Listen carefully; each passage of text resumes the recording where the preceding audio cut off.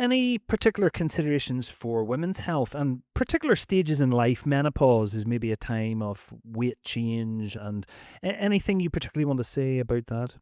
We talked about the fact that if we look at the gender divide in steatotic liver disease, that while more men in general have the disease, women's risk dramatically increases with menopause. And this is true for women's risk for cardiometabolic disease in general, although we used to just talk about cardiovascular disease. And I have to tell you, Owen, for 15 years, I have taught hundreds, thousands of nutrition students and medical students that women's cardiovascular disease risk increases over the age of 50. And that's because for at least 50% of women, there are fundamental changes in the metabolism. So it turns out that estrogen does a whole lot, including is protective for our heart health and our liver health and cardiometabolic disease.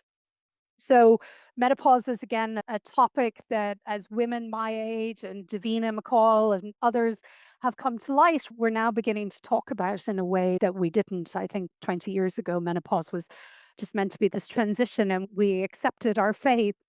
It does appear from all of the data that I've looked at myself that hormone replacement therapy, it is the first line therapy prescribed here in the UK by our recommending body NICE will make a huge difference. The problem that we have at the moment in the UK is that the focus is primarily on do you have night sweats, these sorts of symptoms. And I don't think that we're paying enough attention to weight gain. So 50% of women will push on 20 pounds, a stone and a half here in the UK, 10 kilos if you're of that predisposition. That's a lot of weight. And a lot of women are diagnosed with insulin resistance in their 50s. And so I think if a woman was a normal weight, before she went into perimenopause and out of the blue for the first time in her life, she hasn't changed her diet, she hasn't changed exercise, and all of a sudden she's discovered she's 2 or 3 dress sizes larger. I think that person needs to have a conversation with their healthcare professional and consider whether or not HRT is an option. Because if you're already exercising and you're already eating well, how much more are you going to do?